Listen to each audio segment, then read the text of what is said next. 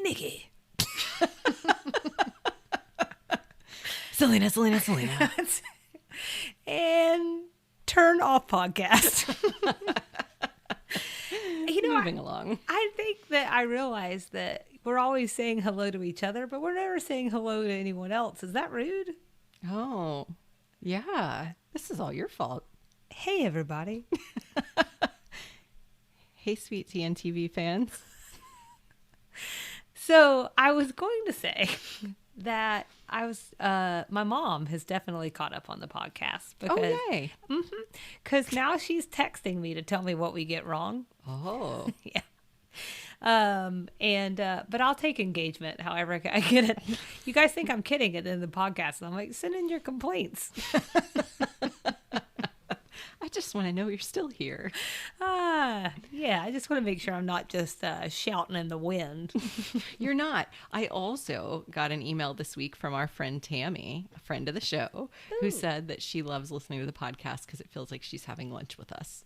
Aw. Isn't that nice? That's nice. That is someone we know. Just so people don't think that Tammy's a crazy person.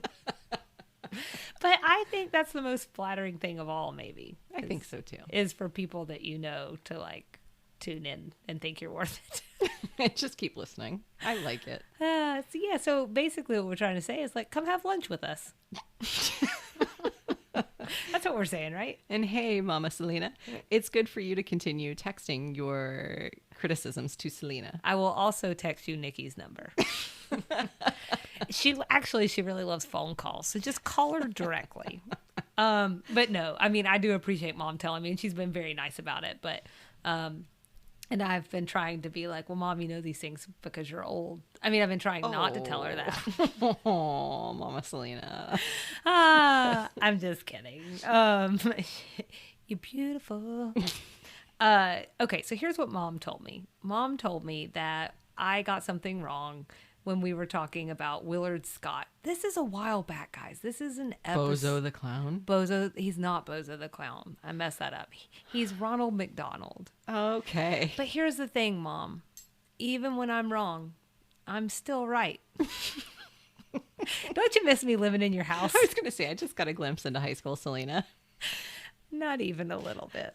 So, he actually was like this character is franchised apparently. So there wasn't just like the main Bozo the Clown. There were Bozo the Clowns in like other cities. And he actually was the DC version of Bozo for a time. But he is not known for that. Okay. He's known for being Ronald McDonald. So I apologize. I got my clowns confused.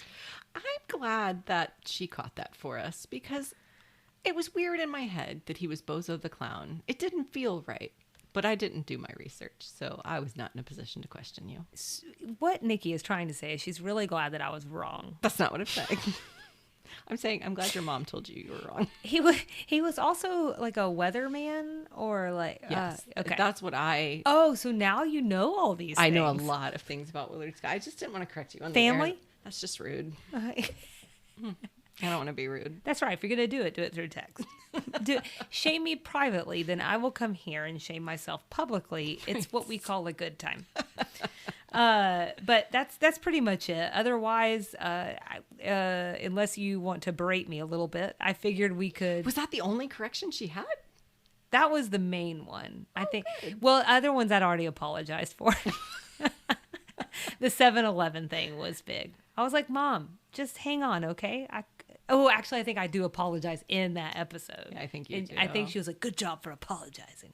No, I mean, she was being nice again. I appreciate your transparency. Yeah, that's what we're, I mean, it is important to me to try and be factually correct. Look, we're going to get things wrong from time to time. Nikki and I are moving very quickly sometimes when we're doing the extra sugars, when we're gathering information. We work full-time jobs. We're human beings. Last time I checked. There's still time. And so occasionally we're going to get things wrong. It's just going to happen. But that's part of the fun. We want you screaming in the cars. That's true. I do want that. I do want people screaming in their cars because that brings me joy. Oh, another person actually did text me this week, my friend Taylor, and she said that she was screaming at us in her car when we were talking about the frosted oranges at Varsity, but we couldn't remember what they were called. Oh, gosh. I love it. So keep screaming, guys. Come on. We want to hear you from our house. That's right. So, speaking of mistakes. Transition time. Speaking of mistakes, episode 19, Mary Jo's dad dates Charlene. The Hulu episode description? I mean, I don't know. Is there more than that? Mary Jo's dad dates Charlene. So when Mary Jo's father arrives in Atlanta for a visit and takes a fancy to Charlene, Mary Jo's imagination goes wild. Or her eyes are open. But I'll be quiet. Go on. The air date was April 6, 1987. This one was written by LBT, and it was directed by Jack Shea. Do you remember if Jack Shea is a name we've heard before? I think it is because I do try and write down little titty bitties. Oh. Nope. I wish I caught myself before that. I do too. I really do too. That doesn't happen often. But Kid I really do too. bits. Jeez. I'm sorry, guys. I don't know. It's a different spelling in all But fairness. you don't remember off the top of your head. I feel like he was a Gilmore Girls man. Oh, well, I'll come back and let you know next time. Perfect. Catch us on episode 20 when I apologize again. Do you have any trivia on this one? That's my favorite part. I do have some trivia, but I don't know. It's super exciting. But Dan Dillon is an actor who appears in this episode, and he's going to come back, and he will be in another episode in season 5. No spoilies. He is the best looking man on earth. We'll get into it. We'll get into it. So for Act 1, I think in this act we get really 2 significant plot lines. Just back up, pull up here and up here. These are our 2 plot lines. 1, Charlene's on the hunt. That's it. On the hunt for a man. Needs for a man. Anthony is up to something. And related to one of those, you decide which one. Mary Jo's dad is coming into town. Could go either way. I'm going to leave you in suspense. Okay. So those are the big 2 plot lines that are running through this act. So the cold open has Suzanne at a typewriter writing up sorority recommendations. These are, as we'll get into this weekend, extra sugar. Recommendation letters recommending some quote unquote unattractive women to her sorority. She and Julia exchanged some barbs about sororities with a little bit of a missing script alert. Did you catch this one? I did, yeah. What did Julia get kicked out of her sorority for? Well, she didn't wear a girdle on campus. So I'm with you. God. I wouldn't be wearing no girdle on campus, or at home, or anywhere else. I don't even like the word girdle is terrible. It's not a good word. Yeah, there was not a good marketing strategy. And then also, Suzanne thinks that was an excuse. She thinks she actually got kicked out because of what she said to the president at the time. She's told her that you look like you were weaned on a pickle. And can't you just see Julia saying it? Yes. Yeah. Absolutely. Is there anything else in this sort of opening, this cold open about the sorority that you want to comment on? No, just that I'm excited to stick around for your extra sugar. It's exciting. It's going to be a good one. So then Charlene comes in, and she's got a poster of a man. Of a man? Well, but she has it, but we don't see the poster until she says some things. She says a lot. She was scouring the aisles. Well, she starts with the fact that there's a man shortage in the world, and you read about it everywhere. Well, and she's sick and tired of man crazy women. Right. Oh, yeah. Well, we should start there. It is really important. She is. It's true. She is. She's tired of man crazy women. Everywhere you turn, there's stories about how there's a man shortage. Women are like beating each other up over men, blah, blah, blah. So here she is minding her own business, being an independent woman, going through the pick and save. Yeah. And this is me. I'm before the pick and save. I'm here for it. I'm here for it. Yeah. Why are we always talking about men? Yeah. And then she finds a poster of the most attractive man in the world. And she says to herself, she says, Charlene, self, that is the most attractive man in the world. She pays $1 for it, and she now has a poster of the most attractive man in the world. That's exciting.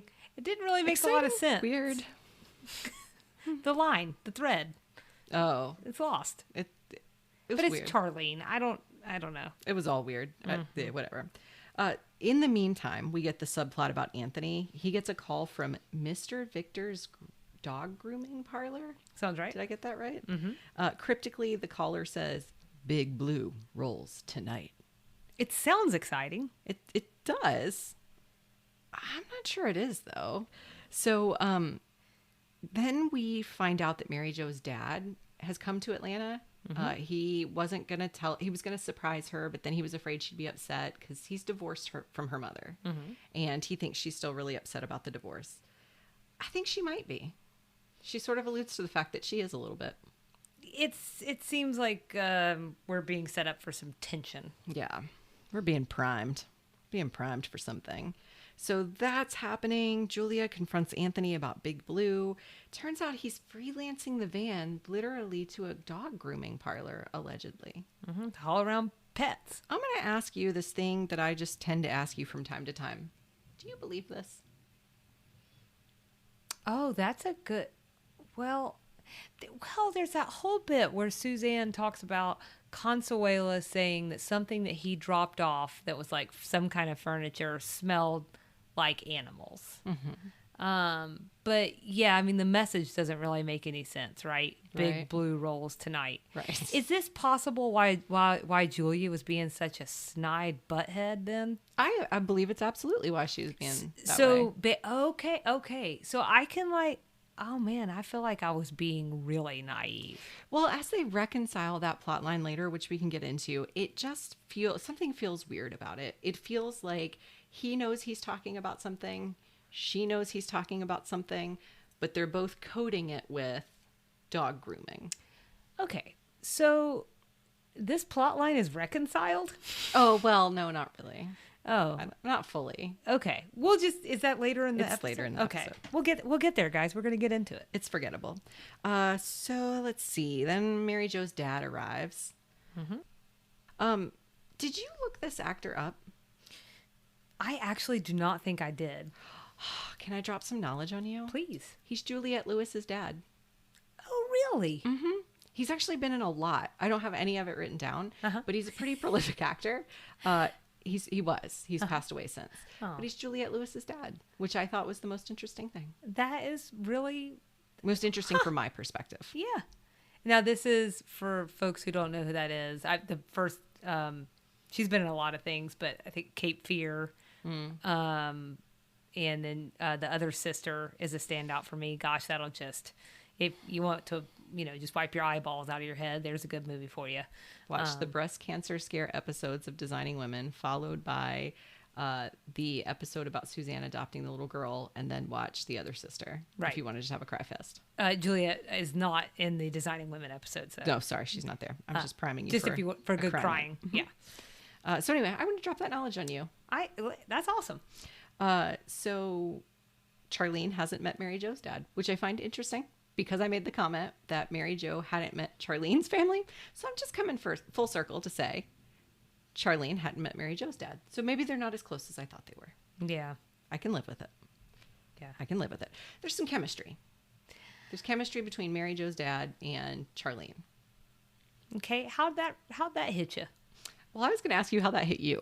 I feel like you're more opinionated on it than I am. Or just life. So I had different thoughts, but I thought it was, I think if it hadn't been her dad, I would have thought it was like, oh, look at this little meet cute.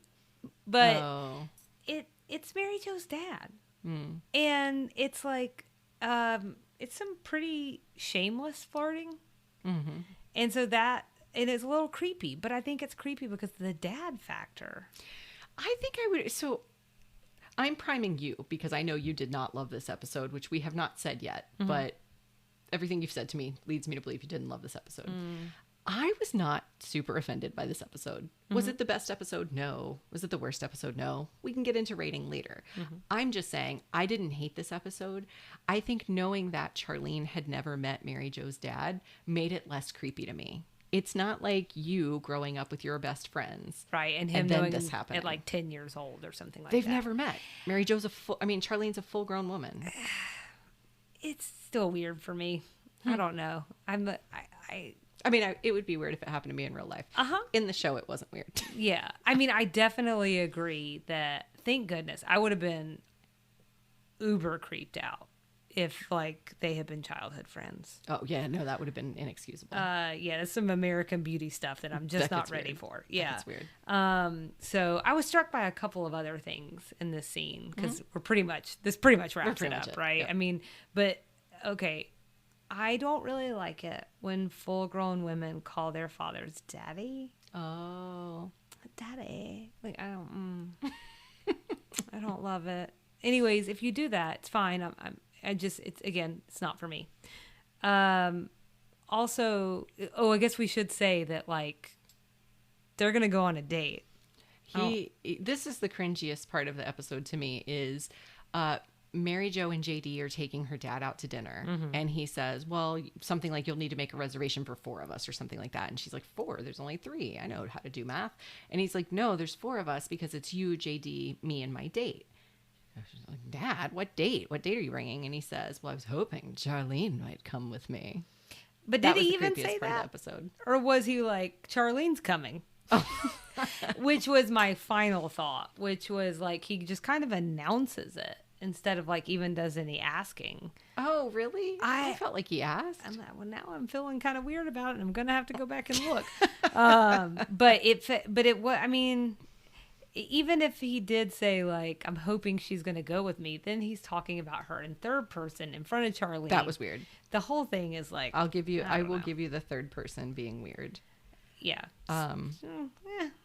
Well, that's what I wanted to ask you. I wanted to get your first reactions to Mary Jo's dad in this situation with Charlene. So, not a fan. Got it. Let's move on.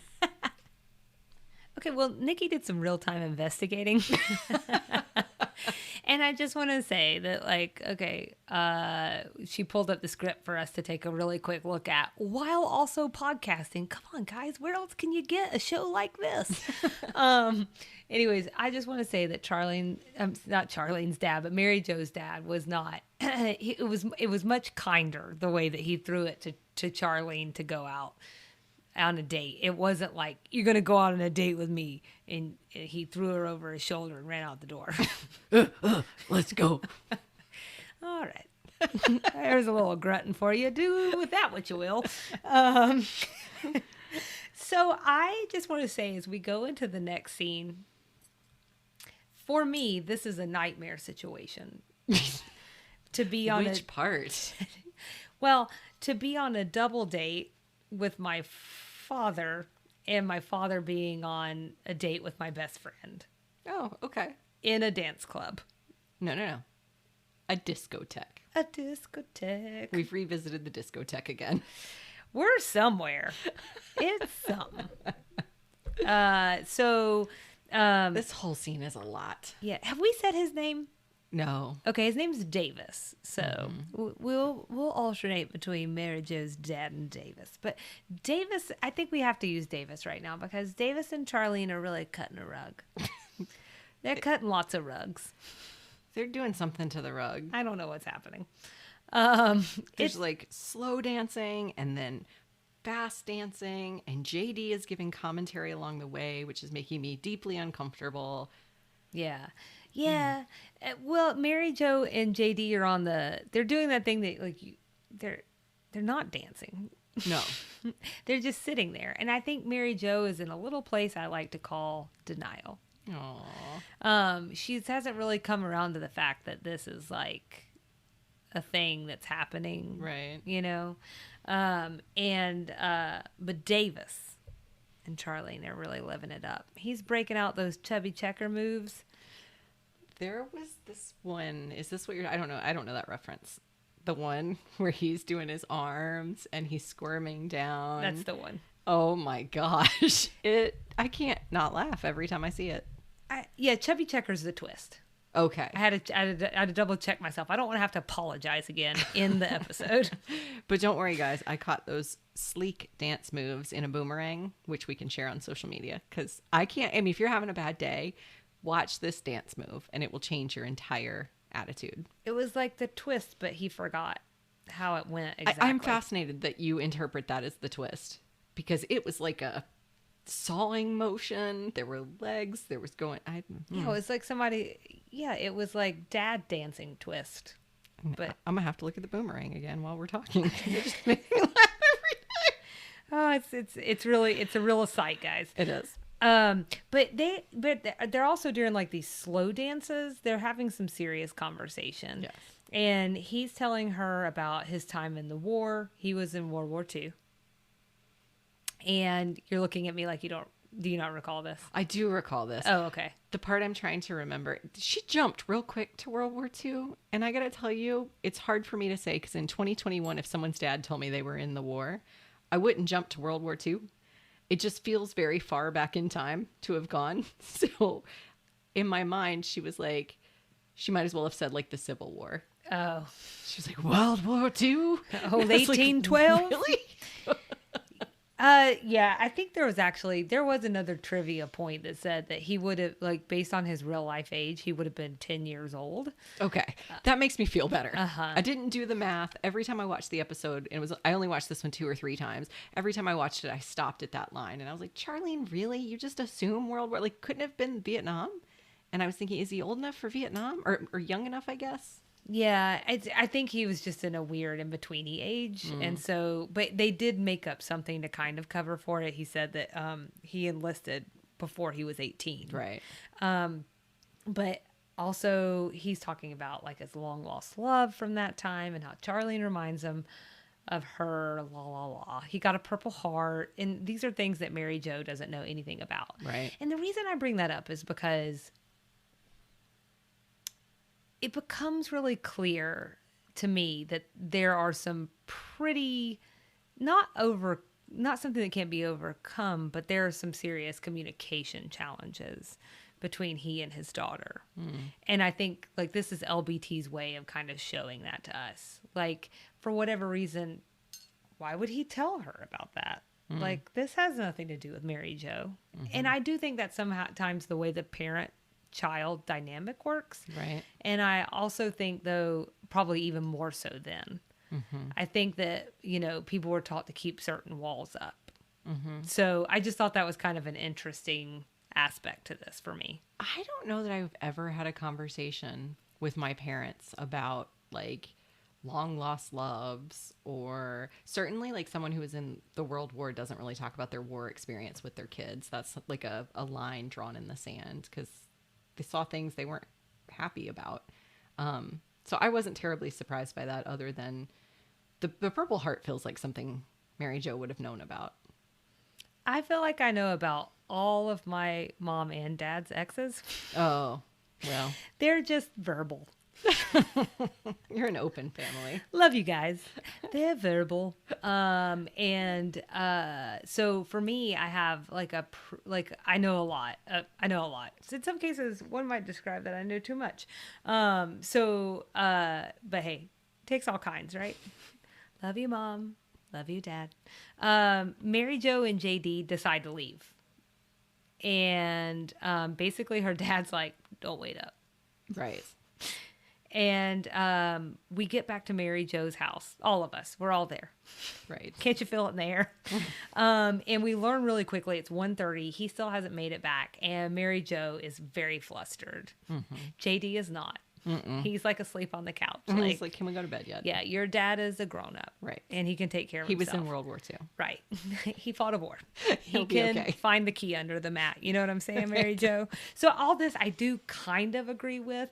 I do think that like maybe JD could have, I'm glad that he didn't rile her up. I think probably the scariest couples are the one where the other person doesn't calm the person, but instead they just throw gas on that fire. You didn't see that happening at the club when JD was like, he looks like he's having a good time.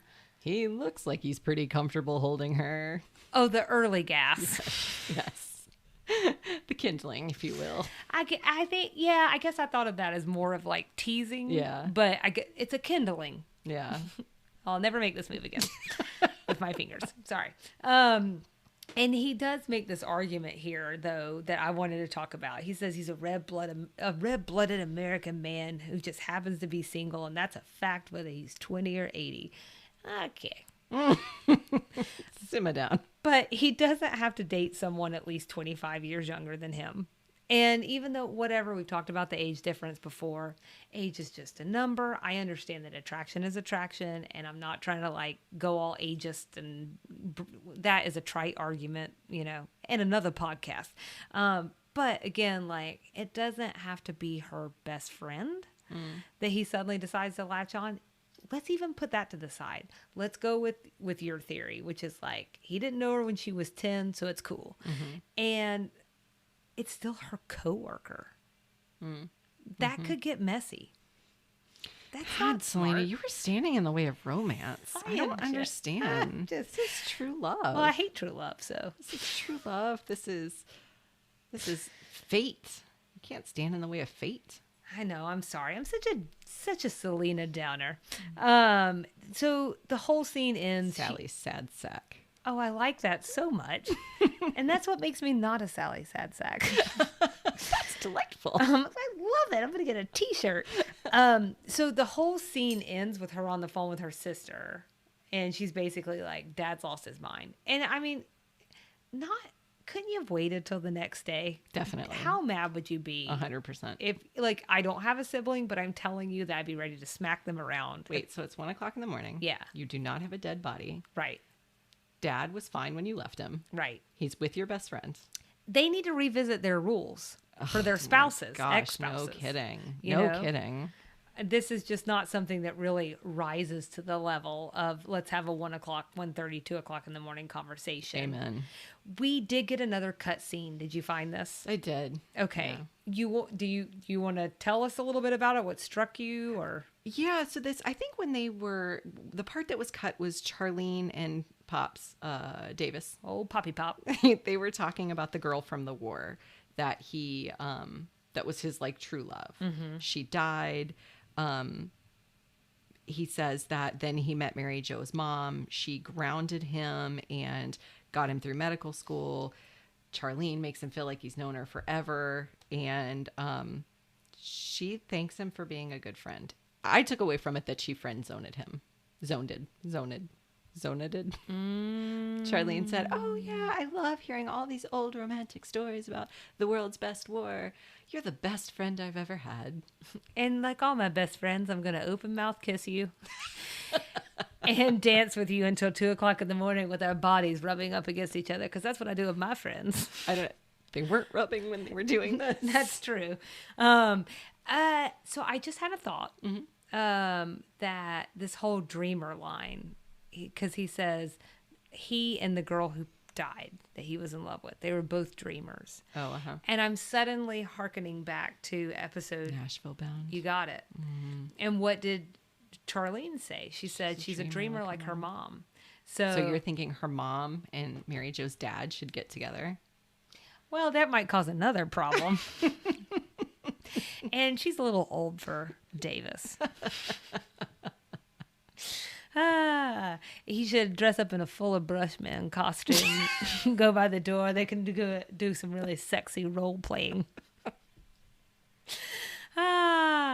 You guys, I really wish I could get Nikki dancing for you on this, because this is great. She's recreating those moves, but we'll share those with you. But yeah, so that was an interesting cut scene that I think really gives us something that otherwise we wouldn't have had. This last little bit of the show is all about Mary Jo's unresolved Ted issues, and a confrontation with Charlene is how I would summarize it. And I say that because there's a confrontation with Charlene in which she brings up the Suzanne Ted thing again. There's a confrontation with her father about Charlene, and then there's resolution. So I just think that there is this thing simmering with Mary Jo, that she is just not over the Ted Suzanne thing. So this episode kind of ping pongs between Sugar Baker's, Mary Jo's house, and Sugar Baker's. When it first opens up, they're at Sugar Baker's, and Suzanne I bet you enjoyed this part. There was a really funny interaction between Suzanne and Anthony about Gone with the Wind.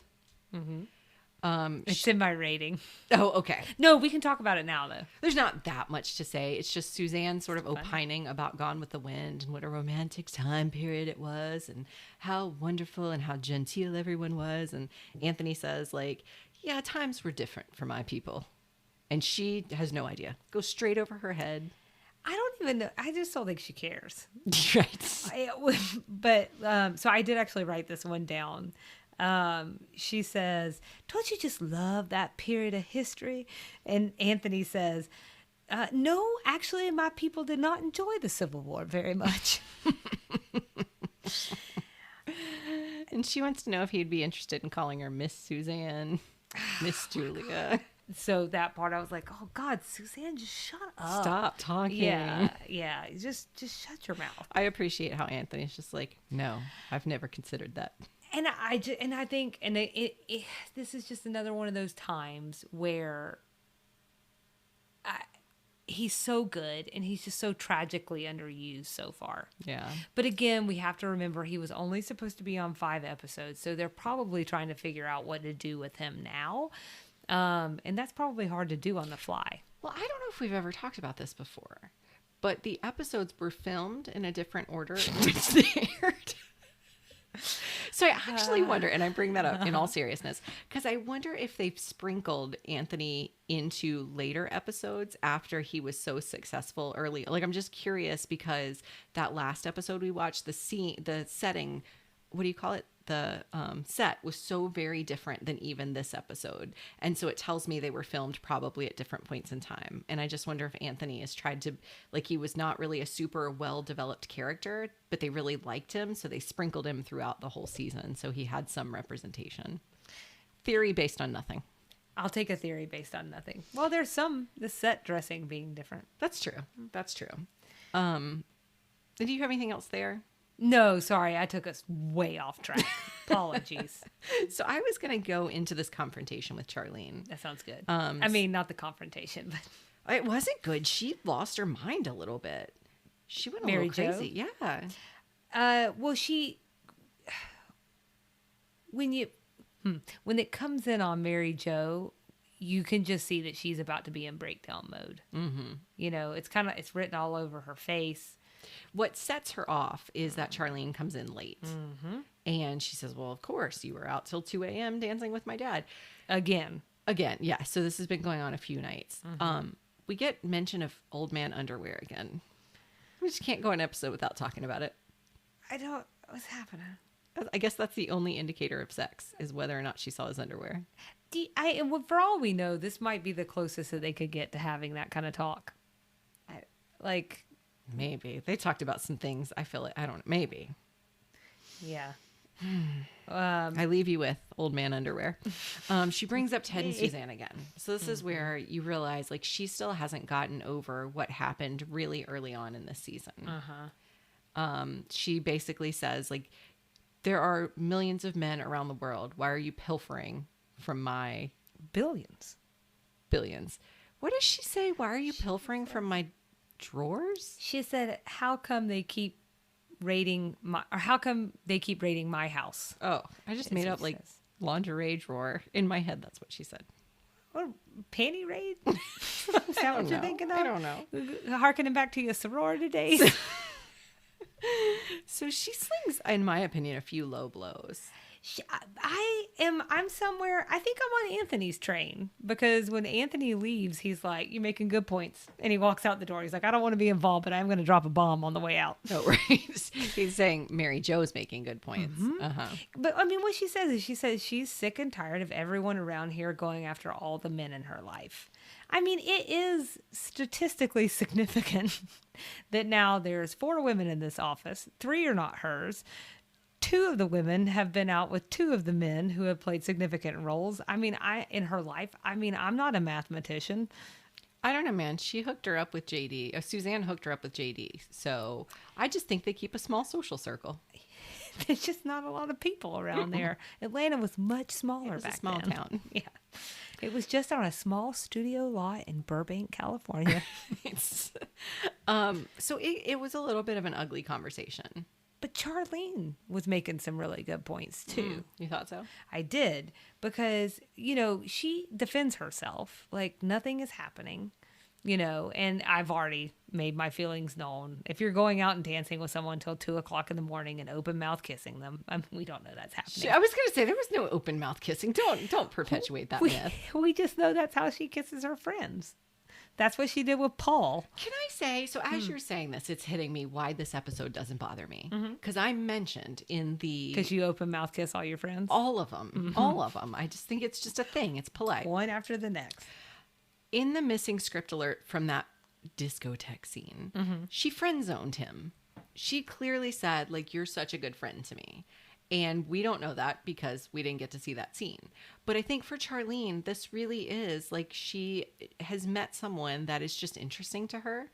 He has really good stories. He has this cool life he's lived. I don't feel anything romantic on her side of things. I think you and I read that missing script and saw two different very things. different. I saw them like leaned up against the outside of the bar. It's like dark. And there's like just a little bit of light coming down. There's like a steam rolling across because it's humid in the midnight hours of Atlanta. And like they're real close to each other and they're having this conversation. And I think you're picturing them in like a cafeteria. There's like the really blaring light overhead. I was thinking Charlene's picking her teeth and she's like, tell me more. What is this woman like? Yeah, could you run my bunion for just a second too while you're talking? Well, that's just a fast forward in a relationship is Right. all. So she wants to get married. Right. Yeah, I don't know. I'm not feeling anything romantic. On his side for sure. Yeah. On her side, not for sure. Yeah. So I'm having a really hard time She getting is mad just at, very- at Charlene. Yeah, she is just very flirty. I'm not mad at her. I'm not. You all seem of these really people mad. are characters. You I seem really mad, Salina. am. You're yelling. I'm sorry. No, actually, I thought that Charlene does the smartest thing here, which is she points her back to her dad. She says, you need to go talk to him. Yeah. And that's what sort of hit me here, is that I think that something that you and I do have in common about this episode is we all know that everything that's happening on the surface has nothing to do with this. Right. And I think that it's very clear that, like I said earlier, Mary Jo and her dad do not talk. And what I think is highly unfair here, I got a lot of hand gestures going on here, guys. What I think is highly unfair is that she's obviously angry with her father about the divorce. And so I know you're mentioning Ted as a through line in all this, and he definitely is, and that is an issue. But I think the daddy issues even supersede precede and supersede That's a good point. the Ted issues. I'll give you that. And I think that is very unfair for her to take those emotions and spew that over everyone in the office. And not spew? Okay, I've got nothing but terrible words in this episode. You're welcome. But it's really unfair. And I also feel like even today, men many times get away with things because there is a perceived power imbalance, and that sometimes leaves women to feel like they can't stand up to a man because that's not right. Excuse me, not because that is not right for that power imbalance to be there. And I think it's even more complicated because there is a power imbalance in this situation. It's her dad. Right. And that was an authority figure at some level in her life. So there's that. So Charlene points her back to her dad. This bounces this back to Mary Jo's house, to her dad. It looks like he's maybe packing and getting ready to leave, and she confronts him. This is why we call you the queen of transitions. Where we are now. Just starting now. Okay, perfect. Okay. I like it. So they end up talking about the divorce. She puts it out there and just says... Not at first. Uh-oh. So I'm going to say at first, she lies in the beginning and says she's not upset. Oh. And this is why it hit me so much more the next time I watched this episode. I'm like, I hated it. I watched it 12 times. But it's research, guys. It's research. she is, she already has a lot of, we've laid this groundwork with Mary Jo that she has trouble confronting people, that she has trouble. She'll say like a snide comment, but in a healthy way, like truly letting someone know how she feels. She really struggles with that. And I think that's what we see at the beginning of this last scene with her and her father. And you know, she's like saying some passive aggressive things, but some of these things are not wrong, because I think another thing that bothers me about she was so excited for her dad to come there. We didn't talk about that much in the beginning, but one of the things that she says is like, you know, she's wanting all the other women in the office to, you know, talk me up, guys, talk me up. I'm so excited for my dad to be here, and he's never, you know, and all this stuff. So he's spending every night with Charlene. That's also not fair. Right. And I think that's something that's struck me as well. Well, Mary Jo's been a little bit of a wet blanket. I wouldn't want to spend time with her either. She's always yelling at him. No, she's yelling at him now. Right. Well, that's true. So it gets pretty emotional. She sort of asks him, like, how could he have thrown away all those years with her mom? And this is after confirming that nothing has happened with Charlene.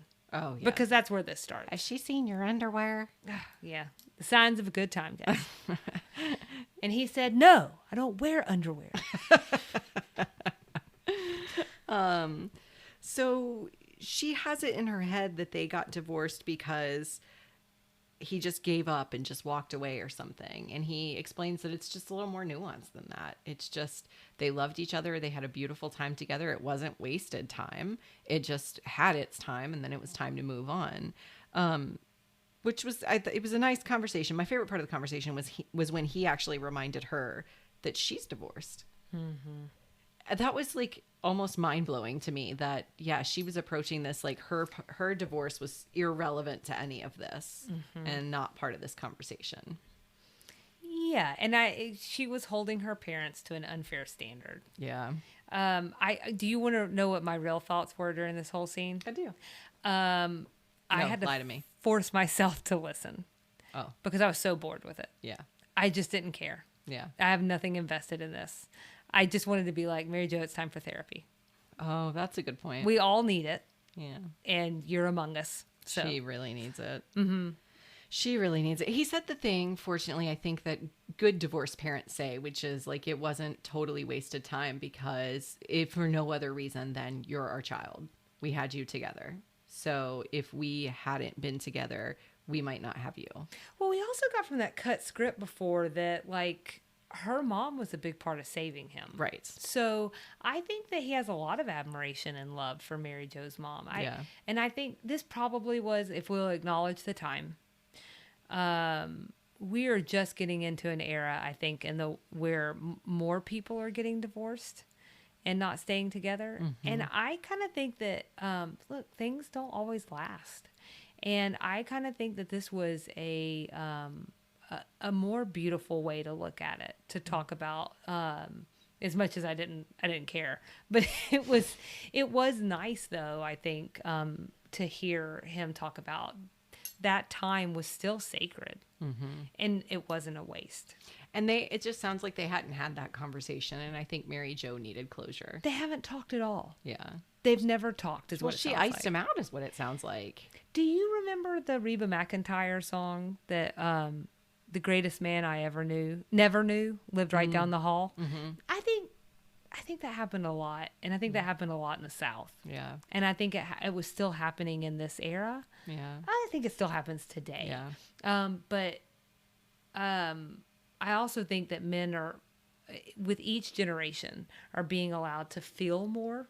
Yeah, we're pushing back on that concept of toxic masculinity. Yes. And that you are, by default, by nature of having a penis, you are not allowed to do X, Y, and Z. You're not allowed to be sensitive. You're not allowed to own your emotions and feelings. And I think that's changed a lot since, certainly from Mary Jo's dad's time. But even in even with my own husband and the way that, my husband approaches parenting and the way our friends' husbands approach parenting, it just feels really different. Yeah. And it almost like men are more allowed to be comfortable in their own skin. And I think I had heard somebody say before, like, you know, boys are told all the time when they're younger, be tough, be tough, be tough, don't cry. And then when they get older and they get in relationships and women are like, why won't you cry? Why would you ever show emotion? Right. You know, and so it's just to say, I know we talk a lot about women's issues on this podcast, but everybody's got issues. We all have issues. We're all needing to go to therapy. And on the next episode, we're all going to do therapy together. I'm just kidding. We're not. Speaking of therapy and people who need it, Mary Jo, I think, gets the closure she needs out of that conversation with her dad. Some sense of closure, because she feels comfortable going back to her best friend in the whole world and apologizing and saying, like, I'm real sorry, I messed up. She apologizes, like really apologizes. She has a surprise. She does a really fantastic job. It's so cute. Okay, so then she brings in Charlene's man from the poster. Yeah. You hated this? I did. I hated the whole thing. Handsome or no? Oh, see, this is hard for me because this is a real human being, right? Yes. I will say this. I was like, maybe I don't get it because the hair is so different at the time. It's like, but was that even popular in the 80s? I don't know. Did he look like Tom Selleck to you? Oh, he had a big mustache. I thought it was Tom Selleck. I mean, both times when I saw the picture and then when he showed up in person, I was like, wow, they landed a really big star. Tom Selleck will be so glad to hear. I thought this guy was like, the stature was way different. I definitely see how you think that was like someone who looks similar. But this guy was much thinner, I think. Okay, so if we're not going to talk about the way he looks, can we then talk about... We're literally talking about the way he looks. Yeah, but not the way you wanted to. Not getting to the juicy stuff. Okay. Let's go to this question. What's the end game here? Oh, after they awkwardly shake hands? After the party, the after party. What comes next? Sex. Guilt-free sex. I just was like, so what? To what end? What's going to happen now with Tom Clarkson? Well, in 4 seasons and after Charlene's gone, he's going to come back. Oh, perfect. Okay. So we'll have some closure then. Yeah, I don't know. It was weird. It was 1987. Right. Okay. Every time something gets weird, that's what we're going to say. Did you think this is where that was going to go, though? Like, since they introduced that in the beginning of the show, we didn't talk about this, but when she gets that poster and Charlene and Suzanne are like drooling over this guy. He's so hot. Hot. The hottest thing I've ever seen. I think you're just saying hot because we're hot. Well, maybe. They introduced the fact that he's right here in Atlanta. But I did not necessarily think they were going to drag him in at the end. And I was just curious if you thought that was where I didn't think they were going to drag him in. I knew I figured something else maybe would come up. I didn't figure it was so awkward. This was a real cringe scene for me. It's just it was right up there with the dancing. The dancing. So you guys know. Yeah. And also, like, I would be so frustrated if I worked there and somebody brought in a poster of a person to hang in the office for no reason. No, there was a reason. I mean, because he's so sexy. I just think in an interior design firm where they're trying to convince people they can decorate your house. You don't want a pick and save poster. $1 pick and save poster. Mm-hmm. Maybe the $10 one. Yeah. Fortunately, the episode ends. Fortunately, right about the time I start scratching myself because I feel so uncomfortable. We have one more missing line. Oh. And let me tell you why I think... Okay, well, let me tell you what it is. Okay, perfect. And then I'm going to tell you why I think it was a good cut. Except, like, I wish this whole thing had been cut. So Mary Jo passes along a message from her dad, which harkens back to the beginning of the episode. Because basically, she tells Charlene to expect some black market orchids. Oh, darn it. I missed that. You're right. And that get out. I know. And that, but so that's like a callback to this woman that he loved, because that's a story that he told on the dance floor. And she asked Charlene to reconfirm that nothing happened. That's why I think it's a good cut. Yeah. Because she does this grand apology. Right. And then she's like, but did you sleep with him? But really, did you see his underwear? Right. I'm gonna start asking people that. Did you see his underwear? So you're just really trying to spend some time with HR this year is what you're trying to tell me. Well, and that's the end of that episode, so good riddance. Nikki, let's rate this sucker. Let's do it. Let's get it out of the way. You got a rating scale? I do. Okay, what do you call this? You The guys, dance move. Have y'all ever seen the Rock'em Sock'em? Isn't that what those things are called? Yes. They fi- The Rock'em Sock'em Okay. Robots. Or if you've seen Kevin McAllister in Home Alone 2, I'm trying to think of like how to describe this to you. And so he does the thing where he sets up behind the shower curtain to Right. make it look like someone's in guy there. who can really do the cool jerk. Dun-dun-dun-dun. That is the dance that Nikki's doing right now. But it's the dance that Dr. Jackson, Davis Jackson, Yes. Mary Jo's dad, did on the dance floor with Charlene. That's my rating scale. But you don't have a name for it. I don't. Can we just call it the chubby checker? Yeah. Ah, I'm going to give it 2 chubbies. that's everything I wanted and more. I am going to go with the chubby scale because my scale is not going to. That was Nikki that did that. I just, that wasn't me. 2 of them. Oh, let's give her 15 minutes, y'all. She's going to be saying all kinds of stuff. Walk us through that. I didn't hate this episode. I really did. But you gave it a 2. Go on. Yeah. Well, some people might say that 2 chubbies is good. 2 chubbies seems sometimes better than 1 chubby. I'm going all the way in. I didn't think this was a horrible episode. It was just a filler. It was a filler episode. The dancing, man, I cannot get over that discotheque scene, and I'm gonna watch that boomerang of him dancing for the rest of my life. So it was just cringy. The whole episode was cringy. This was one of those, I think you mentioned, one of the last episodes we recorded. We have to watch these a couple of times, and sometimes you start to watch it and you're like, God, I really don't want to watch this one again. That's what this one was for me. Yeah. So I gave it a 1. Oh my. Just 1 chubster. Is this your first chub? Um, Your first one I chub. can't even tell if you did that on I purpose or didn't. not. Is this your first one? I think it is. Okay.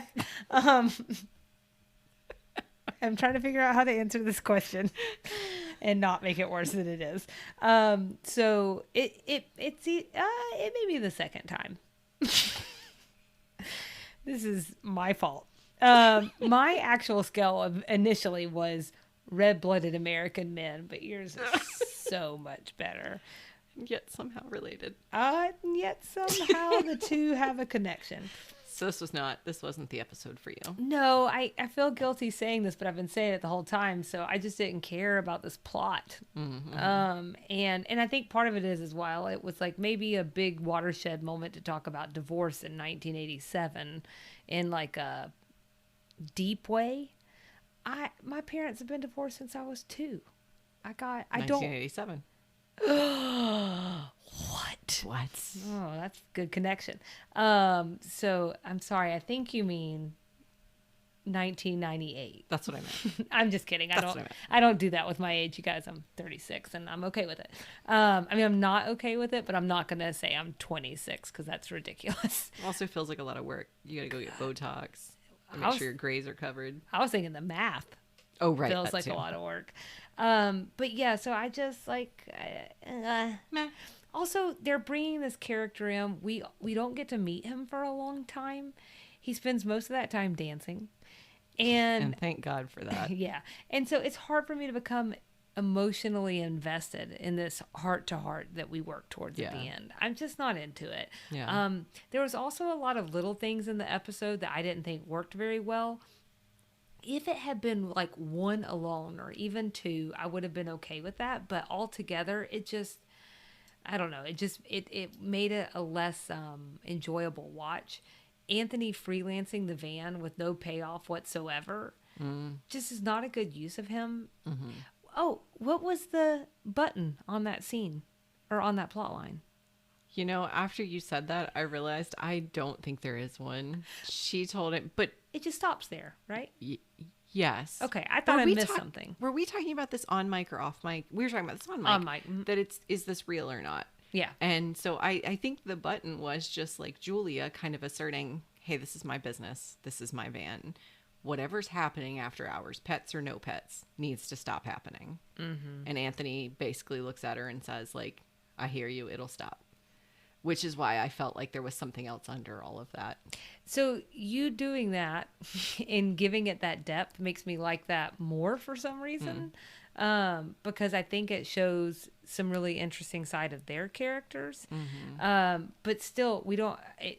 that's more payoff. But let's just say if it was really the dog grooming business, what are we doing? Yeah.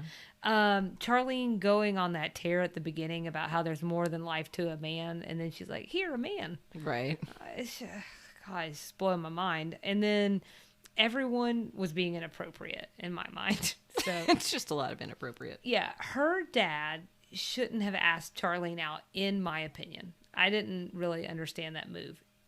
Charlene should not have been. It's one thing if she's interested in him, that's fine. She wants to spend time with him. There's something about him that just really does it for her.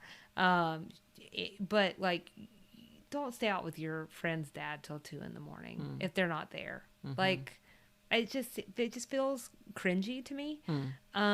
Mary Jo should not be taking her anger at her father out on her best friend, and JD should not be excusing Mary Jo's dad. So I just felt like it was like a domino of wrongness to me. It didn't feel like really anybody was being their best selves. And then that Gone with the Wind conversation was the one saving grace. So what I'm trying to say is that's the only one. That's why it got one. Right. And it was Anthony, because he's always saving the day. Right. So there's that. It's true. 80s things. I had a typewriter, disco ball, and Tom Clarkson's mullet and mustache being considered attractive. So you're trying to say you're not a mullet woman. I'm not a mullet woman. Okay. Well, that's all right. I had all different things. Oh, good. So, yeah. The man shortage. Oh. So this kind of is a callback to what we talked about in episode 5's Extra Sugar. And it relates to like these scare tactic stories the media rolls out occasionally to make women feel inadequate. It's a good time. Right. So don't worry, guys. It still happens. And then I had breakdancing on here. Oh, yeah, good call. That's what Mary Jo describes her dad doing. I'm also like, Mary Jo, you do not know what breakdancing is. I appreciate your enunciation. Breakdancing. Breakdancing. She couldn't call it she couldn't call it home aloneing, which is what he was actually doing. So we go with breakdancing. It was too soon. Southern things. I had Mary Jo calling her mom Mama, and Gone with the Wind. I had calling your dad Daddy. And my note says, seems very Southern to me. I don't do it. I'm just trying to bust up those Southern stereotypes. Some of us just say dad. Just saying. Describing sugar bakers as dandy. That's what her dad says, Davis. He said, it's just dandy. And I thought that sounded very Southern. Mary Jo says about Charlene and her dad that you couldn't get the crack of dawn between them. And that sounded very Southern to me. Along with the Gone with the Wind reference, Civil War brings up some Southern stuff, I think. And then also this stereotype that is really what Suzanne is referring to, which is that this in the antebellum period, that people just being so polite and so genteel. Okay.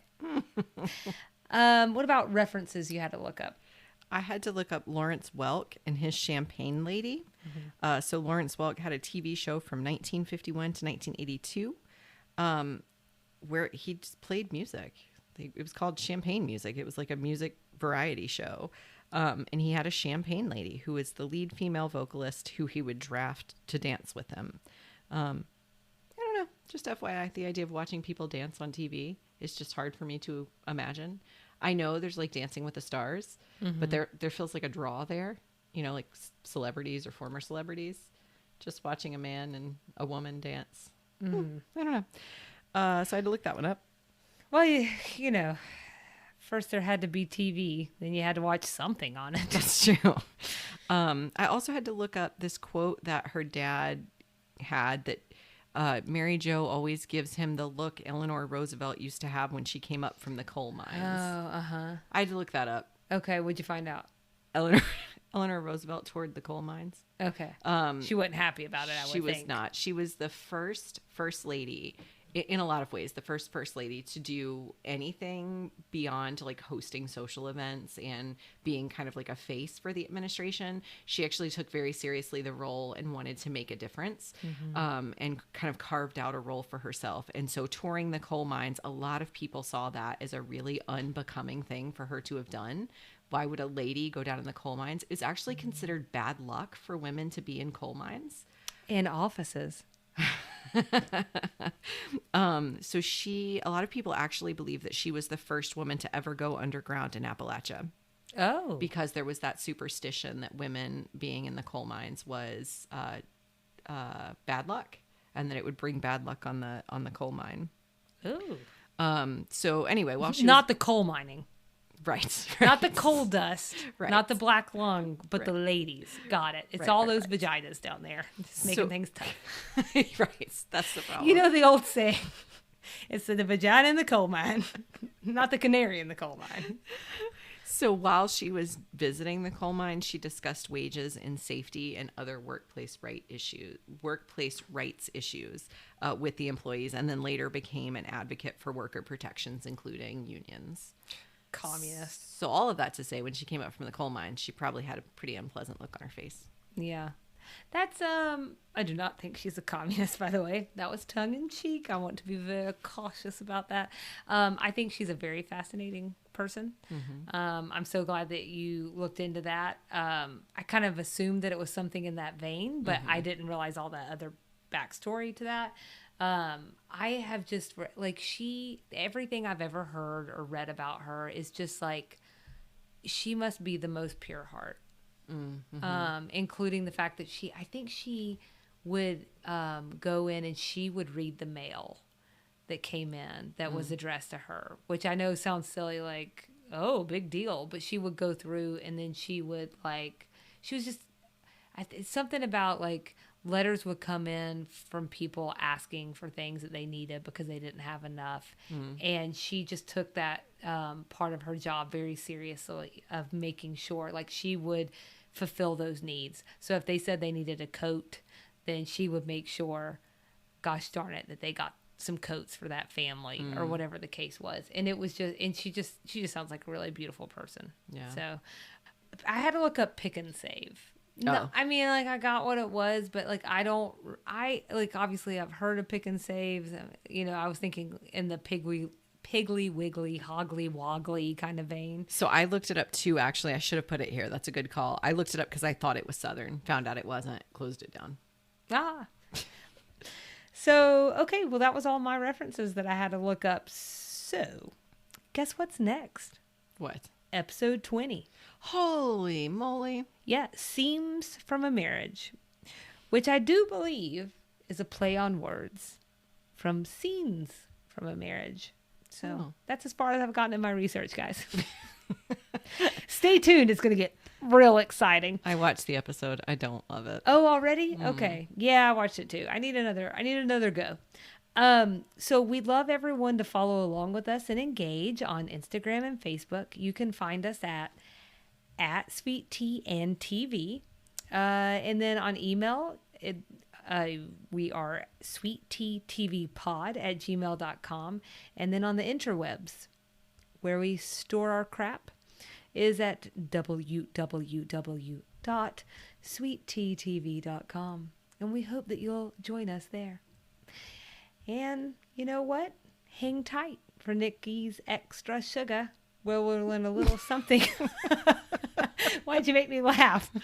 Why do you sound British? I don't know. I don't think that's British. I don't know what that is. That's called tired. Anyways, hang tight for Nikki's extra sugar. Well, we'll learn a little something about Greek life. And from there, we'll see you around the bend.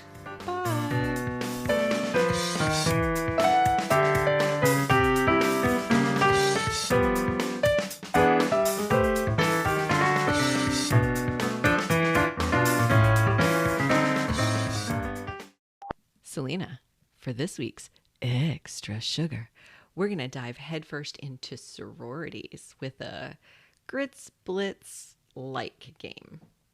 You want to play? Yes. Okay.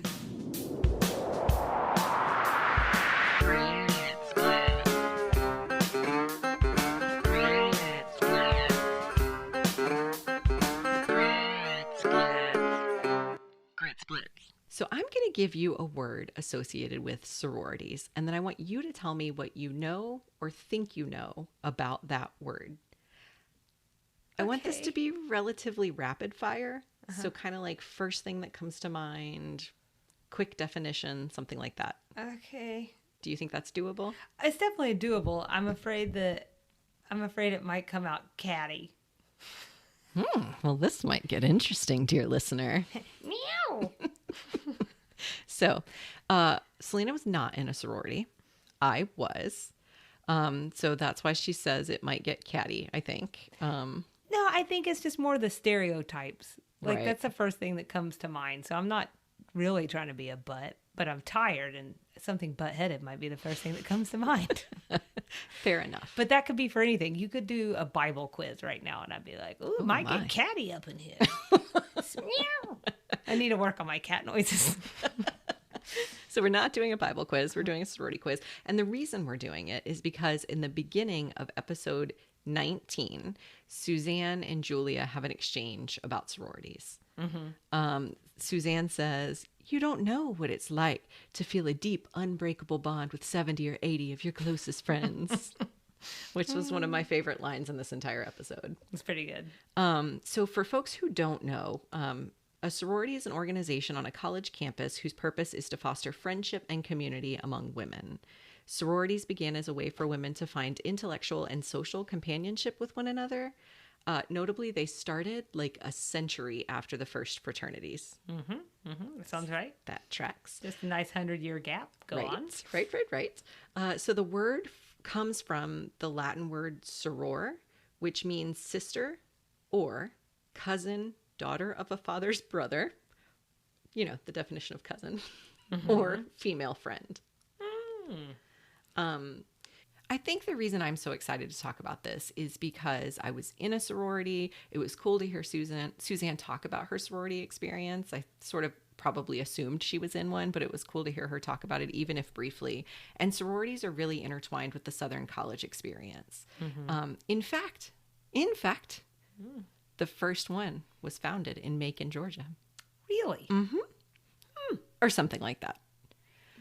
So Time magazine says there are a couple of different sororities that lay claim to being the first in some way, shape, or form. But Alpha Delta Pi was founded in 1851 in Macon, Georgia. And it was founded as the Adelphian Society, and it touts itself as the first secret society for women. That's kind of cool. But Pi Beta Phi was founded in 1867, and it calls itself the first national group to be patterned after men's groups with multiple chapters. So, Well, where was that one? I don't think I wrote that down. Well, it wasn't in the South, so who cares? It was not in the South. Yeah, well, Sorry about that. skip it then. No, seriously. If it's not, this is a Southern podcast. That's why I'm focusing on AD Pi. Yeah, Connecticut, you get something every day. Let us have our sororities. Just kidding, Connecticut. We love you. Come on the show. So that's just a brief history of sororities. I am talking today about social sororities. There are also like philanthropic sororities. There are academic sororities. This is what I'm talking about today is the traditional group of friends sororities. Oftentimes they have a philanthropic sort of arm, but it's mostly social in nature. That's what these terms are related to. I want to put that caveat in because some of these terms might not be relevant to women who were in sororities, but they were in maybe an academic sorority or something like that. Okay. Okay. I'm so scared of what you're about to do to me. I can't even tell you. Oh, this will be fun. So like I said, I'm going to give you a word associated with sororities and then just as rapid fire as you can. Tell me what you think. First thing to come to mind. Okay. And brain. Oh, not yet. Not yet. We haven't started. My bad. I also may have some show and tells for you along the way. She's getting loopy, y'all. I'm just preparing. You did show and tell last night, or last recording. So now I'm doing show and tell. Okay. You And ready? this is not dirty, guys, just so you know. No, not that kind of show and tell. Yeah. Okay. Your first word. You ready? No, but go on. I know you don't look ready. I'm going for it. Badge. Something to do with your name. No. Not specific enough. So a badge is an insignia of fraternity or sorority membership worn only by initiated members. Each sorority has its own unique badge that can be decorated in different jewels and comes in a variety of shapes and sizes. Wait, like on a person? How about I show you one? Oh, okay. If it is on a person, though, that's sort of what I meant. Like, like a name tag. That's why I said something to do with your name. This is my badge from when I was okay. in a sorority. Can I see it? So, There's a pearl on it. There is a pearl. Put my grubby non-sorority hands on it. She'll know. have to wash it. in I'll holy polish water it later. afterwards. Okay, we made two different jokes there. But they were both against me, so it's fine. So a badge is an insignia related to the sorority, and you wear it. Again, only initiated members can wear it, and you can wear it. You know what? I'm taking it away from you now. Okay. You can't be trusted with this. You can wear it to different events, even after your time in college is over. So I have friends that'll wear them to weddings when another sorority sister gets married. Oh, that's sweet. It is nice. We also call it a pin in the real world. Right. So I think I can take a picture of it. Yeah, it's like a pin, right? Mm-hmm. I forget people can't see this. It's not just you and me talking. It's a pin that you put on your dress or your shirt. And I've definitely seen them before. I just didn't know what their name. So, there you go. Yeah. Now you know. We're learning Thank left you. and right. Extra sugar. All right, your next term. PNM. Peanut nut material. She's good at this game, you guys. She's good. PNM stands for potential new member. That's someone not associated with Greek life, but has the potential to go through Rush. Oh, okay. I mean, I was in the ballpark. Go on. The next one, I hope you know this one. Legacy. This is someone who their parent or someone in their family was in that same sorority. Ding, ding, ding, ding, ding. Hey, I've seen Legally Blonde. I don't know if that's what I know it from, but... So a legacy is a daughter, sister, or granddaughter of an initiated member of a sorority. So different sororities can have different types of legacies and different definitions for legacy. And being a legacy does not guarantee that you'll get a bid to the sorority. But does it like get you more points? Okay. I think She gave the little head nod. I think it can be helpful. She gave me the secret sorority call. Did not. There was like some wings. Did not. And then she threw her elbows up. It was, I don't know. We'll have to put that on social media. Any alpha gams who are listening, I shared nothing secret with Salina. She's inventing all of this. Your next term? Rex. Rex. Is this maybe like something that you do in your spare time, like a recreationals? Oh, that's a nice guess. And it is something you do in your spare time. Okay. It's recommendations. It was what Suzanne was doing at the beginning of the episode. Oh. It's a form or a letter completed by an alumna recommending a potential new member, or PNM, for membership. Peanut nut materials. Correct? Okay. Right. Okay. Your next term? Mm-hmm. Ritual. Well, this is okay. I mean, this is like such a regular word. You're doing great. Mm-hmm. But I mean, this is something that sororities keep up for over the course of all of the years together. when they stand in a circle and sing a song. Oh my gosh. You know what, Selena? I'm going to give you that one. Oh, really? Ritual is the private traditions and practices of a sorority, deeply rooted in the shared values and purpose of the members. Rituals serve as a reminder to each member of her responsibilities and inspire her to fulfill them. Rituals connect the past with the present and the future. I mean, I have to tell you that while I appreciate you giving me that one, I feel like it was not that close. I think well, my interpretation of what you were saying is it's the special things that sorority sisters do with one another that only sorority sisters would know. Yeah, I just took you down a little bit of a winding path. That's cool. Mm-hmm. I can wind. Mm-hmm. I can wind with the best of them. The best of them. Life's hard. All right, your next word. Prefs. Prefs? Mm-hmm. Prefs. It was the beginning of the book. The preface.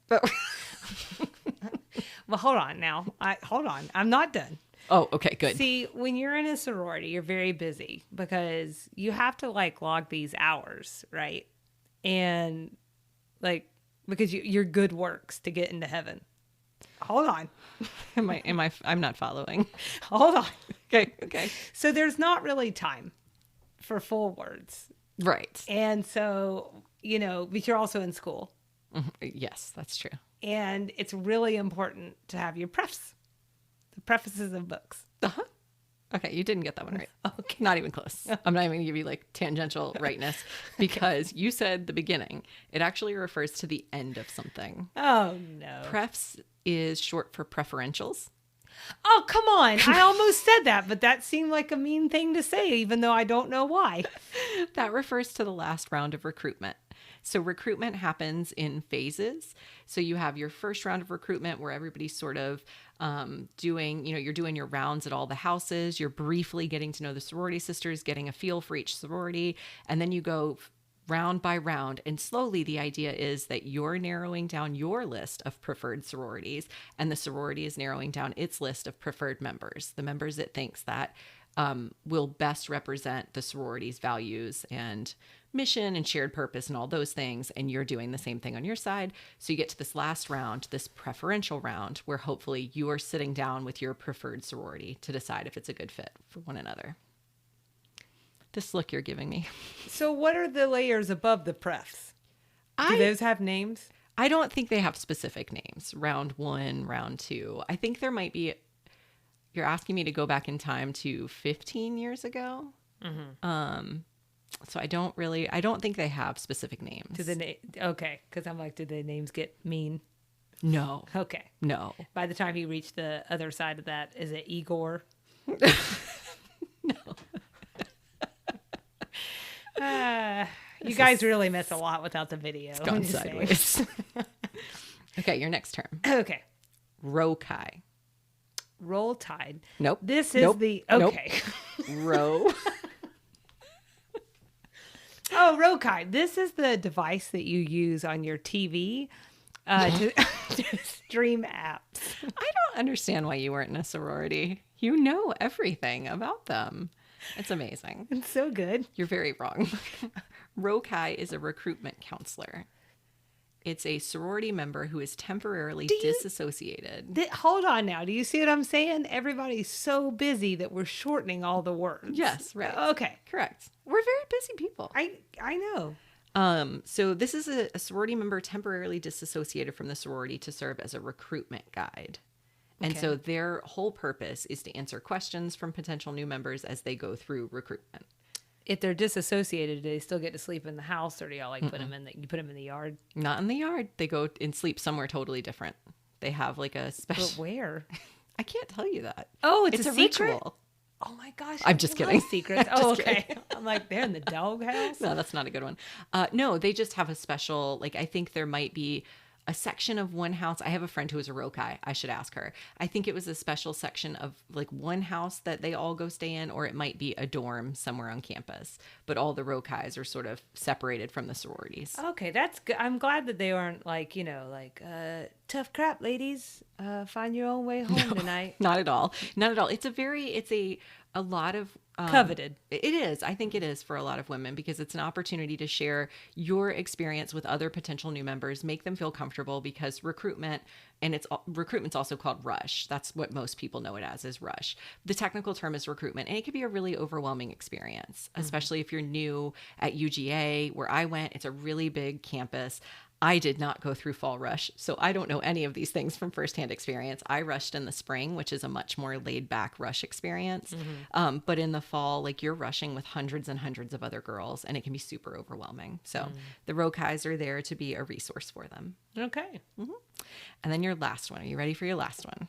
How do you feel like you're doing? Terrible. Okay. But I would like to say that I'm giving you pretty immediate answers. You are. No, you're sticking to that end of the bargain. I'm very proud of you. Your last word, lavalier. Yeah. So when a sorority member really takes that next step in life, after graduation, they need something to get around in quickly. And so you've heard of the Lear jet. I have. Okay. So this is kind of like that, but it's branded specifically for sororities. So it's a plane. It's a plane. Okay. That is wrong. Okay. I thought you were going to go somewhere when you said it's a step. It's a step after the sorority. So I have another show and tell for you. Why don't you describe for the people, since I forgot to do that last time, why don't you describe what you're seeing in front of you? I'm seeing a jewelry box, and inside it is a necklace, and it looks like it has your letters on it in a vertical line. There you go. It's pretty. So a lavalier, the basis definition of a lavalier is a necklace with Greek letters on it. So not a plane. Just Not a want to plane. make sure that's Not a plane. okay. But there's like a weird... Okay, so this gets interesting. Okay. This is where non-sorority members might look kind of weird looking at me as I'm explaining this to you. So wait, hold on. So I don't look weird. No, you're looking at me weird. You look weird. Yep. Okay. Just wanted to clarify. Go on. So a lavalier can also be a ceremony. And it's not as common now. But it used to be that if a fraternity member had a special lady, he would lavalier her, where he would give him, it's not dirty, he would give him his letters. And he would say, "You're my special lady." Almost like a promise ring, like an intent to be together for a long time. Like, I really respect you. I think you represent the values of my fraternity.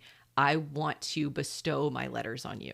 I want to brand you. Go on. So it was a really big step. And then after that happened, you would go back to your sorority house and you would have a candle lighting ceremony.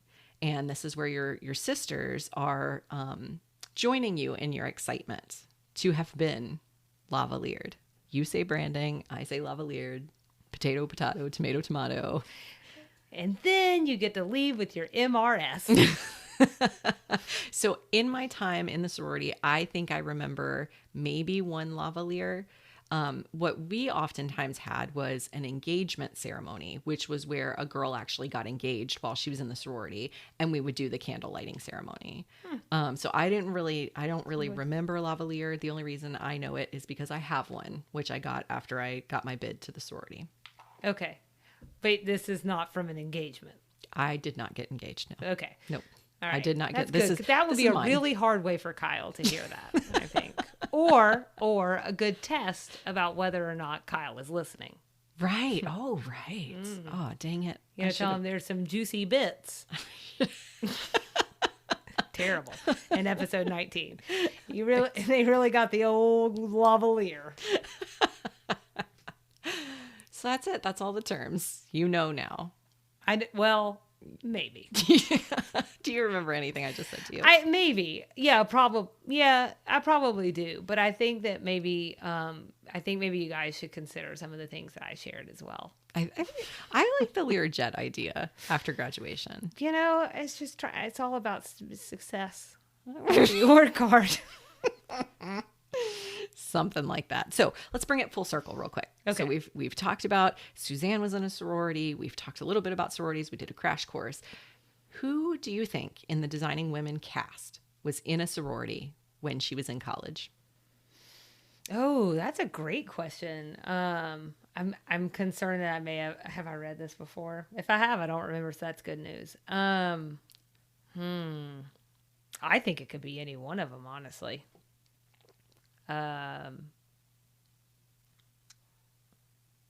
Oh man. Okay, this doesn't make for good listening, so I'm going to say some words out loud.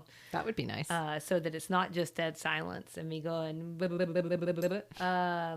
My first instinct was to say Jean Smart. So you know what? And then I think after I'm going to rank them. Mm-hmm. Okay.